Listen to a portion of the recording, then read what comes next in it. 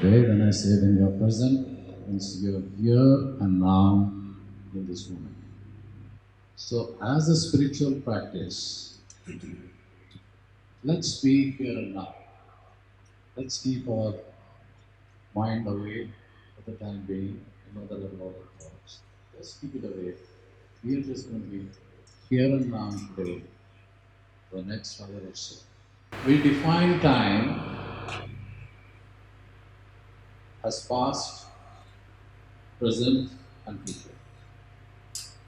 And all these happenings which happens because there is time and space. Space cannot be time and space are linked together. Even if you want to see the past, you have to see it from the present moment. And if you want to see the future, again you have to see it with the present moment. The past has gone, future has not come. The only thing that is remaining is the present moment. So, the only thing that's really alive and real is the present moment. This moment. And we miss this moment, we miss everything. So somebody asked, your whole life made up of millions and millions of moments. Have you lived those millions and millions of moments? You will possibly remember those moments where you were, where you lived. And what is this beautiful presence? Being in the here and now, as I said, just be here and now. Physically, we are where we are there. Many times we are here, but we are thinking about the office, about the home, about our family. Mentally, a lot of thinking is going on in the background. Thinking. Even when you are listening to me, there is thinking. So for a moment, can we be here? See? Emotionally, emotions play a role. Feelings, moods, they all play a role. Finally, spiritual, at a deep level, at a being level. And what is this? How can we present? Just being alert without thinking, without judgment. Just be there. And when you are totally still, that time you will enter a dimension which is beyond thinking, a state of presence, a state of pure awareness. So, awareness and presence are beyond thinking. You have to understand this. Many of us have this mistaken notion that I'm thinking, so I am. No. If even for a few moments you are not thinking, you touch into that dimension. There are many activities where you become totally still. Like, for example, you get involved in dangerous sports like hiking, climbing, bungee jumping, and all those kind of things. The attraction for that is that moment the mind stops. At that moment you are free. See? And so is the case when you are indulging in sex. Same thing happens. At that point, everything stops. The mind stops. That's why there is so much of attraction to these kind of activities.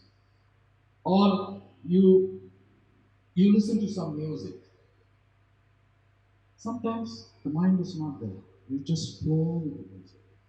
There you have touched the depths of your being, the depths of yourself. So present, by being present, you are actually entering your deeper self.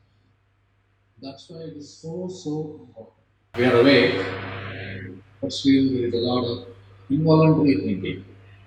Mind is some thought or the other. So we are not fully present. So some presence is there. We do things mechanically. But we are not doing things very consciously. Because some thoughts are always there in the background. It is said that in a day, we have about 50, 60,000 thoughts a day, maybe more, with all kinds of WhatsApp and Twitter and Facebook. And this is also not your thought. From all these 50, 60,000 thoughts, you are actually not thinking. You are being, you can say thoughting. There's no such word. There are so many thoughts. Really, majority of them do not belong to you. And the other, uh, the other important reality is most of us are not even aware of this. Most of us, we are not even aware that there are thoughts. Thoughts will be there. We just go about doing things mechanically. That's not exactly a wakeful state. You are awake, but are you present? You have to ask yourself.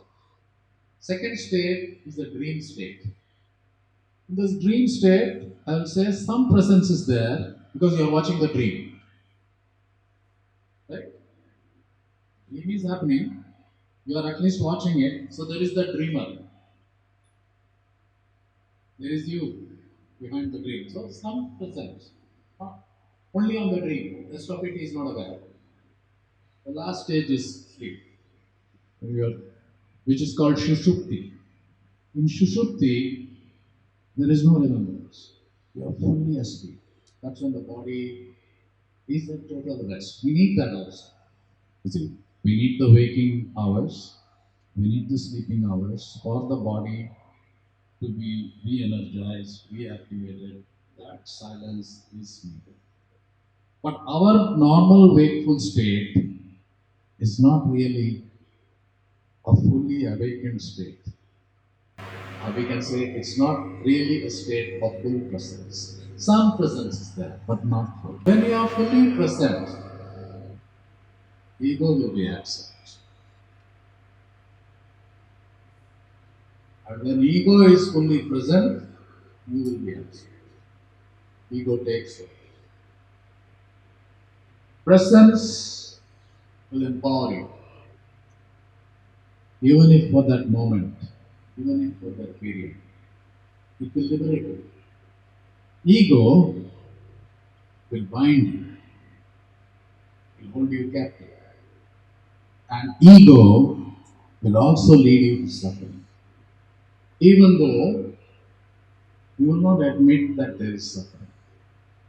Ego does not like that. Ego wants drama. Presence, you have to be present. So let's understand what ego is.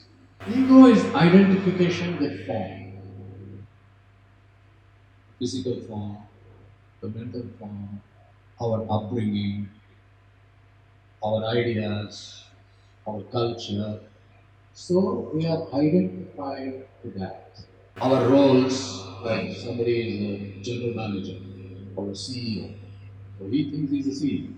CEO is just a role. Somebody is a father, somebody is a mother. That is a role.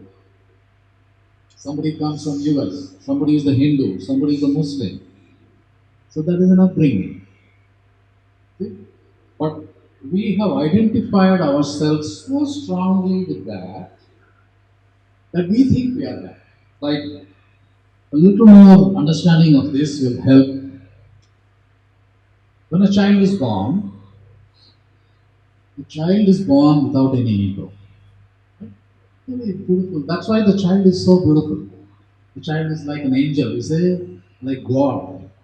And one of the best ways of becoming present, be with the child. Child will make you present. She will run, she will dance, she will, wake you. You have to be present. Now, as the child grows, child first says, this is Ram's toy, let us say, or Sita's toy.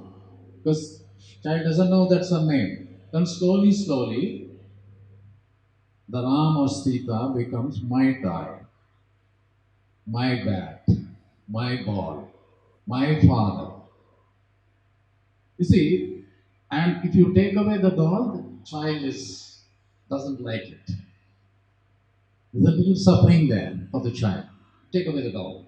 The ego is developing. So the child thinks, my doll is being taken away. My bat is being taken away. That mine is what creates suffering. Mine. Because the child has identified with the mine. You take away the doll, that doll, child thinks is me. And we can laugh at the child. We are also like that. The my toy becomes my school, my company, my car, my house, my country. See, that mind, we have invested on that mind. And that it is that mind which is causing this. Like my house is on fire, I will be on fire. Somebody else's house is on fire, you are not bothered. My car has crashed, I will also crash. Somebody else's car crashes, you don't bother. That mind is what we have so identified ourselves with the form. And these are the various forms. It could be a body, it could be a Bollywood star, so you could be a Mahatma, whatever you are identified with, that becomes the ego and that will lead you to suffering. Now, next is, and you can relate this in your own way. Whatever you are identified with, if somebody is against it, you're not going to like it. Like there are so many Modi supporters, and there are so many anti-Modi supporters. You go and tell an anti-Modi supporter something nice about Modi, he's not going to like it. So what is coming? It's the ego which is coming. Simple. And so ego is always connected to the past. Why past? Because our identity comes from there. That upbringing, that schooling, our ideas, our friends, everything comes from the past. And our future. Because future, our dreams are there, our expectations are there, our desires are there, all these go into the future. So always, and you see, either it is past or future, not in the present. Ego doesn't like the present. The moment you enter present, the ego will crumble. Ego will not want to be present. So ego will be judgmental. I like Modi because he has done this. Somebody says, I don't like Modi. He has not done this. This is judgment. So you form judgment. Maybe right, maybe wrong, there's a difference. But there is a judgment. And that judgment is based on your entire upbringing. That judgment comes from your past. All the ideas come from the past. And that judgment will also be a barrier to enter the present moment. See, it is so simple to be here and now. Correct? But this judgment, if you are judgmental, it's a block. It's an energy block. And ego, always be selective. Selective, seeing and listening what ego wants to see and what ego wants to hear. And what ego does not want to hear, does not want to see, ego will not see. So what is happening? You are being selective in what you see and what you hear. You do not see the full picture. You are only seeing a part of the picture. And that too, that part of the picture is colored because of that. So this is, and when that happens, you miss the truth. You miss the real picture. Who is missing? You are missing. We are missing. Understanding ego is very important because this journey, this spiritual journey of going within becomes a flowering only when the ego is understood and when we realize that, oh, I am behaving foolishly, I am behaving unwisely. When that realization comes at that point, then you start, then you can start going. Then, see, some presence comes. When you are in the here and now, what happens? Now let us come back to presence. We understood what ego was or what ego is. All of us have ego. We can't help it because that's the way we have grown. And we have to understand that. And what does presence mean? Just being here and now, without judgment, without thinking, and accepting whatever is without questioning. Say, you go out, it starts raining. Oh my God, it's raining. Again, it is raining. Just accept. What happens? Two reactions. Oh my God, it's raining. One, you are frustrated or disappointed, whatever it is. Two, okay, it's raining. You suddenly become empowered. What can I do? Look for an umbrella, look for something. See, the empowerment comes with acceptance. Okay, whatever is, is. I can't change that. Might be disappointment. That also you accept. Oh, it's raining. I can't go there. I might miss my train. Okay. Again, you accept that. Immediately, you are empowering yourself to respond. Yeah. Accepting without the conditionings of the past and expectations of the future. See, when you accept, you don't expect. When you expect, there is likelihood of frustration. Nothing wrong with expectation. Just we need to understand where we are going. And what happens when you watch? Oh, you become a witness. When we say watching without judgment, means you are a witness. Just watch. Does not mean that because you are a witness, you will take things lying down. No, not at all.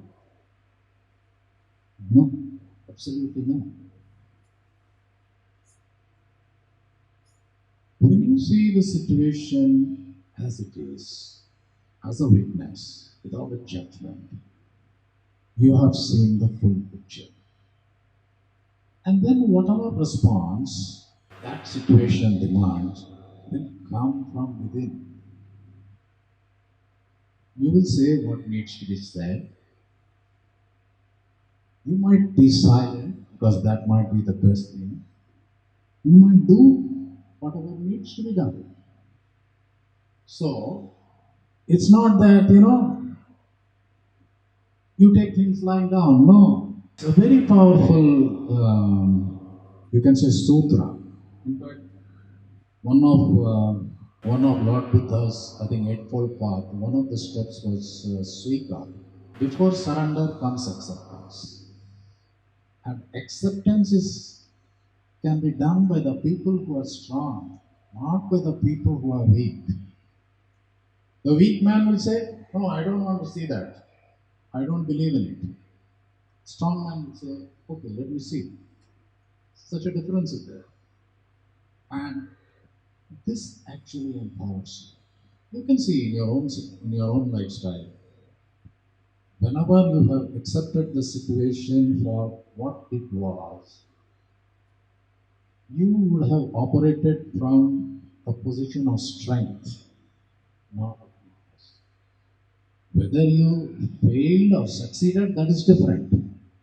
But your response comes from internal strength. That's what. From the deeper level of awareness. That is awareness. Oh, this is the situation. Someone goes to the doctor and his wife is very sick and Doctor says, keeps him waiting and say, she has got cancer. Now there are two ways. Oh my God, what can I do about it? The other one is, okay, what can I do best under the situation? See the difference. Oh my God, you're gone. Already your energy is gone. One, you're shocked. Definitely, nobody likes, oh, okay, what can I do? How can I save her? How can I? Two contrasting responses. One which is weak, and whatever you do from your deeper level of awareness, it will be right. Whether it is accepted by others or not is not the question. Whether it is popular or unpopular is not the question. That situation, that will always be right. And you can reflect in your own life. Whenever you have, and invariably, the most challenging situations test you. So, whenever a challenge comes, and it comes in so many forms, it comes as a fear, it comes in relationships, it comes in patterns. They're all trying to teach you a lesson. And what universe is telling is be present, be present. The moment you start being present, you say, "Oh, that means you're ready to participate in life. It also means you are ready to embrace all experiences, whether positive, negative, anything. Presence also means you are ready to forgive yourself and the others. The presence also means, of course, you cannot forgive, and love actually is not a relationship. You know, we like somebody, we fall in love, we say, but real love is right within. Real love is your pure state. And to enter that state, you have to be present. Awareness and love. Awareness is there, love is there. Love is there, awareness is there. There's two different expressions. Buddha. You say take Buddha, shining example of awareness. You take Meera, she's dancing. But they are actually same. State is same. So when presence is there, awareness is there, love is there. When love is there, you can forgive. Forgive them, they know not what they do. So that's a beautiful saying of Jesus. When he was being crucified, not when he was in a five-star hotel, he was being crucified. At that time he asked, "Oh God, you have ditched me." Then suddenly he realizes, no, no, that will be done. One is forgiving others, which actually comes easier. What about yourself? You will be able to forgive yourself. So we don't forgive ourselves so easily. No, no, I should have done that. I behaved like a real jackass. You say that many times. I cannot. When you start with yourself, you can actually forgive the whole world. And deep down, it also comes your inability not to forgive yourself is because deep down you do not accept yourself. Deep down there is a resistance to yourself. See, opposite of acceptance is resistance, right? So deep down, when I do not accept myself, when I resist myself, I will not forgive myself. But very deep down, why accept myself? Oh, okay, I made a mistake. I didn't know. Forgive. You know what will happen? You, there will be a tremendous uh, release of negative, denser energy. So what happens is forgiveness, particularly, is so vital a quality in our lives. We see it right throughout our lives. We fight with friends, with family, with husband, with wife, with parents, brother, sister. And closer they are, the more traumatic it becomes. Fight with your father is traumatic. But at some time, you forgive. See, when you do not forgive, you are holding a grudge. Correct? What is that grudge? It's nothing but a negative energy. And where does that negative energy go? The heart and the stomach. Somewhere that negative energy is going to be there. And that will cause physical problems too. That's why I said emotionally, we need to be aware of that. And when you are present, you will be able to forgive both yourself and the other. And what rises at that time? Gratitude. You say, thank you for hitting me. See, even Jesus says he slaps you, turn the other cheek. There are quite a few uh, meanings, messages there. He's also saying that he has slapped you, he made you alert. You are now more wiser. So that suffering has made you wiser. You are more intelligent. Not at an intellectual level, but at a deeper level. And you can be grateful. Oh, thank you. So these three qualities you will touch upon. Love, forgiveness, gratitude. And all will come together. Yes, presence means saying yes to the limitless creative potential. Now, there is a huge potential. I took this from these two lines. I took from Dr. Newton's Yes to Life. You have a magazine here, so I was seeing that. I liked it. And saying yes to life is yes to an unlimited potential. We are unlimited. We are only limiting ourselves by the way we see. But the moment we drop the ego, we will see a huge. So that's what presence means, opening the doors to Satyam, Shivam, Sundaram. Satyam is truth, Shivam is auspicious, something that is so auspicious, holy, wholesome, whole, integrated. And you see, everything is beautiful. If we have the eyes to see, then we will say, oh, I suffered. But that suffering taught me. And whatever I am today, it is because of all those knocks I had. So thank you. See, it comes automatically. So presence gives you strength to face your suffering.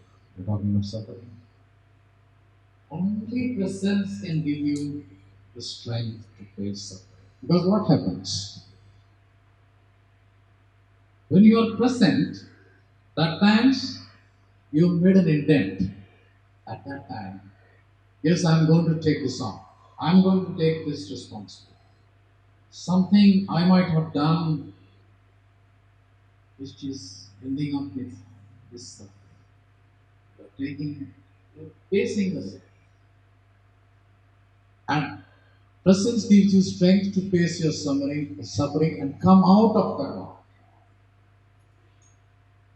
The karma is the universal law of cause and effect. Whatever we are, because of our karma. If you are here today, because of some karma.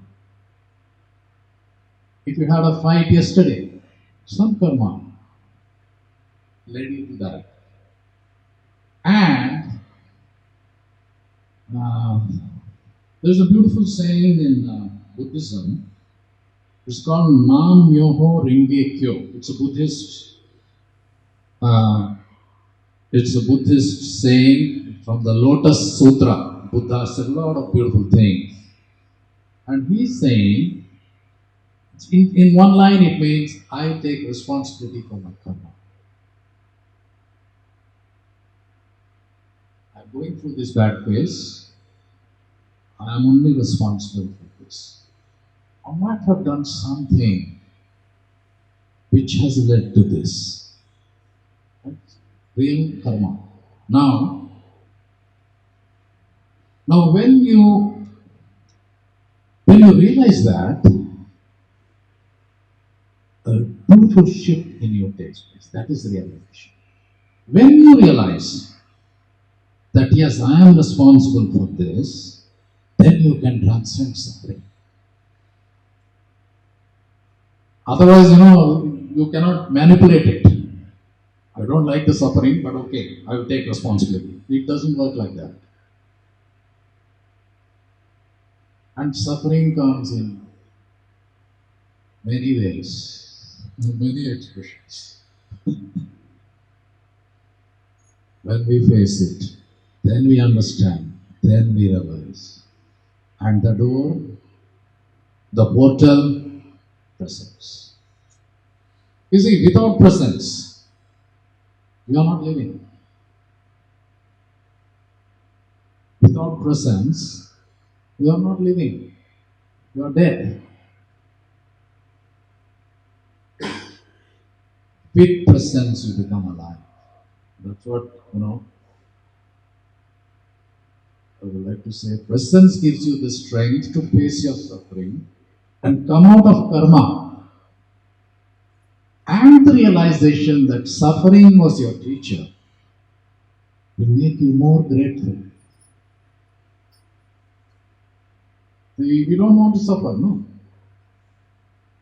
But if I see through the suffering, if I understand, if I realize that somewhere maybe I have played a role and take responsibility for that, I can come out. Many people say that you have bad karma, you do good karma, you can come out of that. It will not happen. You forget that. You go to the temple, you say 1,000 times, you give flowers, this, that, nothing will happen. Nothing is going to happen. If you are suffering, you have to face that suffering. And all our masters have said that. Buddha and Mahavira, they have in fact said you meditate on suffering. Buddha's Eightfold Path comes after the realization of four noble truths. There is suffering in life, dukkha. There is a way out of suffering. He says that. Mahavir says, unless you meditate on your suffering, understand it, then only you can transcend it. They are saying, don't run away from suffering. No, face the suffering. That is your karma. And then you face. That suffering has come to teach you a lesson. Each one of us have incarnated to learn some lesson or the other. It could be lesson to forgive. It could be living in content. It could be anything. And whatever you have decided, the opposite of that will come in the form of suffering. You see? That's how life. They are complementary. It will look opposite. It will look bad. But suddenly you will realize that in that badness there is some goodness. Get the point? So, and all of us have suffered. All of us, without exception. Let us look into that. Somebody said something, I got irritated. I got angry. Oh, I'm angry. I should not get angry, I said. Should not is not working. I'm still getting angry. And I should look in. Okay, so there is a pattern. I am expecting only appreciation. Somebody criticize, I don't like. Oh. Is that wise? This is a beautiful quote from Eckhart Tolle. He says, gratitude for the present moment and fullness of life now is true prosperity. Let us go through that once again. I love this quote. Gratitude for the present moment. You are thankful to the present moment. Whatever form it comes, it's going to take your life. Even then, like Jesus, he's been crucified. And actually, that's the time to express. He's fully accepted. Gratitude for the present moment and fullness of life now. You're accepting life fully, without exception, without judgment. Now, here and now. That is true prosperity. Abundance. Abundance. You see, in our Hindu culture, Lakshmi is considered to be the goddess of prosperity. Right? Actually, this is prosperity. This is the abundance. You are so prosperous within, and whatever you are within, you will attract it from outside. So you might be a billionaire, 20 billion, 30 billion. Still, if you are not happy, you might live in the Buckingham Palace, but if you are not happy, you can't sleep in that 5-star bed. What's the use of that 50 billion? If you are happy, even if you lie down on the street, you will be happy. I'm not saying you lie down on the street. I'm not saying go for poverty. No, I'm saying it is internally what you are. Internally when you are prosperous. Internally when you feel that abundance, the gratitude flows. I would request you meditate on this. It's worthwhile meditating. Making present moment the focal point of your attention leads to enlightened living. It means when I am totally present, physically, mentally, emotionally, spiritually, I accept whatever is. All, whatever be the life situation, I am ready to face head on. Not with arrogance, with humility. Arrogance is of the ego. Humility comes when you accept. With humility. That paves the way for enlightened living. It's not that he's become an enlightened master with huge halo in this. You can live moment to moment and feel that lightness of that moment. Enlightenment is not far away, it's here and now. It's there. Enlightenment is here and now. Now is the eternal space in which everything happens. So now is the eternal space in which everything happens. So here is combined time and space because we live in time and space in the now. And consciousness is that eternal space. It's not that it was there, now it is going, later on it will not be there, I am dying. Even when the body dies, it's only the body which dies. And you are that consciousness. And you are that now. And you, see, everything is there in you. But we see this whole universe and think we are separate because of the ego. But the moment the ego, we understand the ego, we say, no, whatever we see is nothing but a reflection of what is inside me. So something beautiful is there. Something beautiful will be there in front of you. And if suffering comes, the suffering has come to teach you some lesson. So again, I'd like to end it with that Satyam Sivam Sundaram because that's what we all are. We all are, we all were, we all will be. But this has to be experienced. This has to be encountered. And this can only happen when we are present. And if we are present moment to moment, whatever you need will be there. Whatever you are will be expressed as a flower.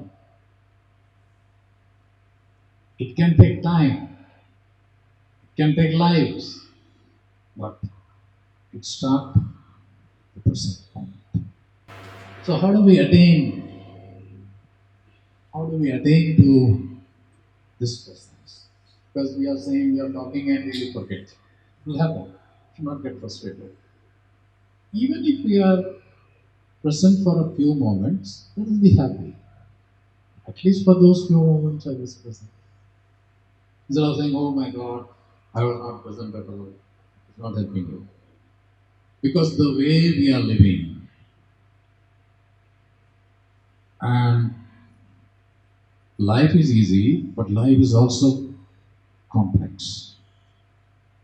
So many issues are there, so many comforts are there, so many expectations are there. And technologically we have advanced very, very, you know. So comfort is not an issue, communication is not an issue, but we still suffer. And that suffering is because of our presence. So we must practice presence. How to be present? So there are quite a few simple ways you can practice in ordinary day-to-day activities, simple day-to-day activities. How to do that? You don't have to get enrolled in a 6-day course. Brushing your teeth, be present.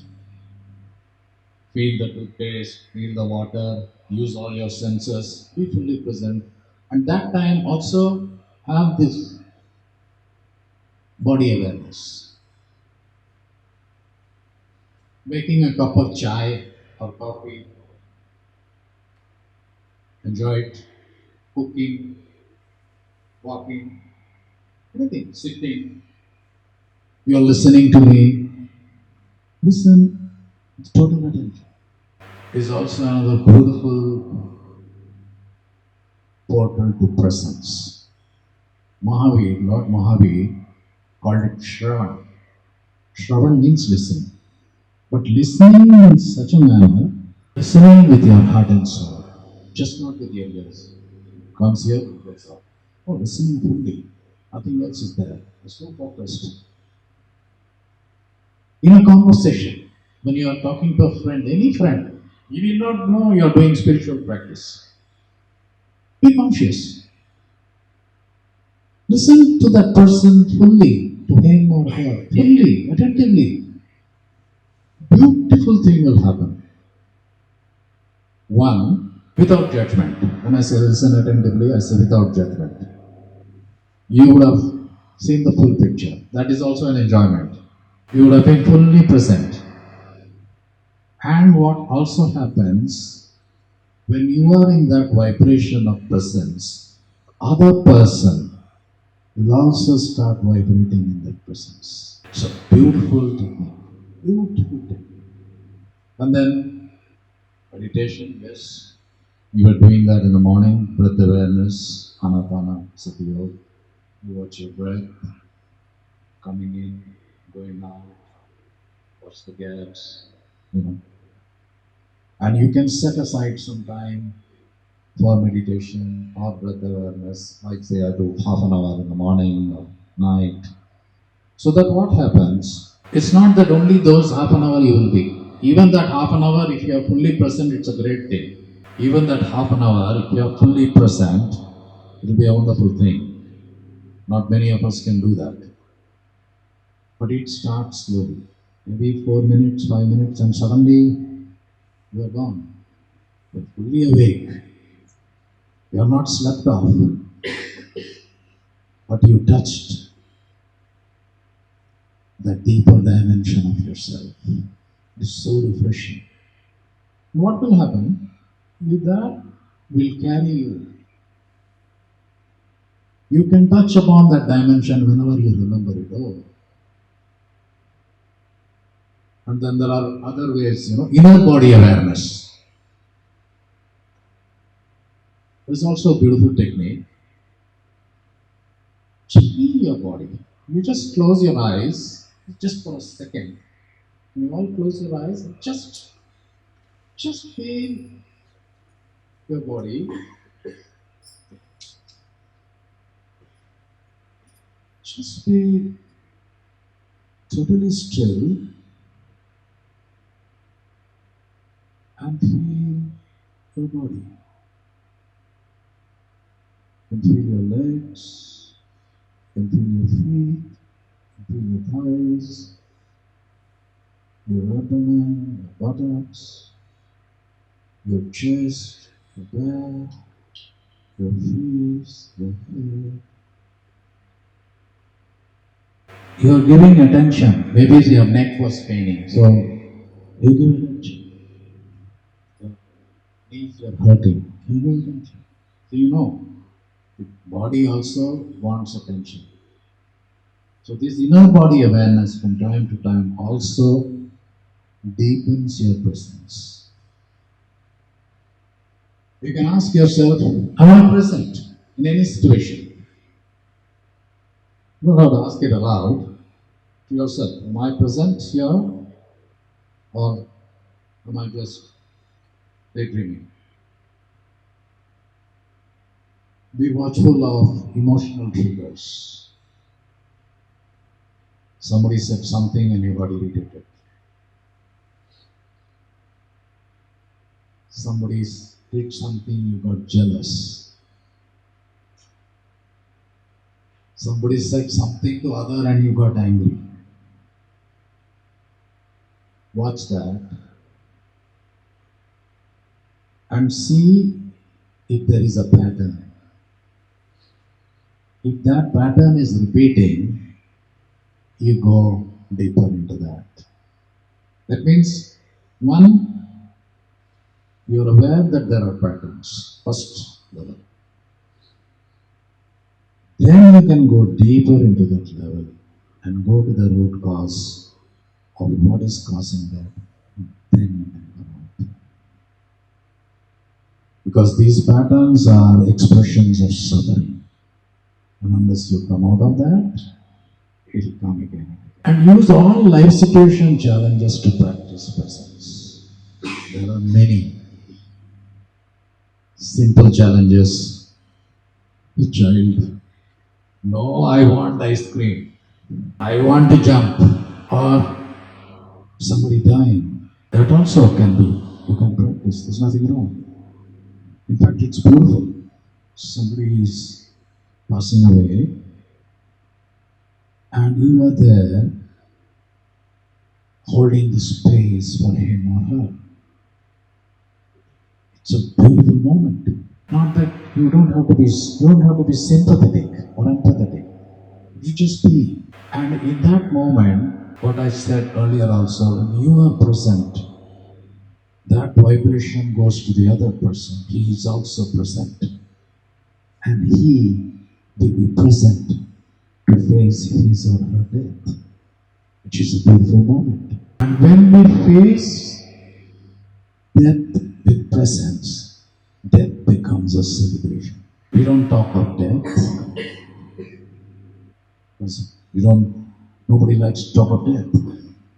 Somebody dies, it's okay. But death, when it is happening and when you are present, it's a very powerful spiritual practice. Just be. Instead of breaking down in sorrow, just be. Okay, there is some sadness. He's not going to be there anymore after some time. As long as he's there, I can hold his hand. I can be with him. See, the biggest gift we give to the other, best gift or the best expression of love is by being present. Suppose I am with somebody, I am talking, she is also talking, or he is also talking, and we are not present. It will be a miserable experience. And suppose we are there just together, not even talking, but just being present. That's the best gift we give to the other person. What is the thing you have in you? It is presence. It's the best present you can give to the other person. And you can practice this anywhere, with anybody. It need not be only with your beloved, with your girlfriend, boyfriend, husband, wife. No. It can be with the watchman, it can be with the bank clerk, it can be with the garbage dumper. Talk to him, look at him, be present. Small, small things, when you start practicing, this will become habit. Otherwise, life will continue in an automatic mode. And nowadays, we are all in automatic mode, most of us. I'm not saying you. You come here on a Sunday, you could have been at home. So that means there is already presence and awareness in you. That's why you are here. Otherwise, you will not be here. Now, put it to practice.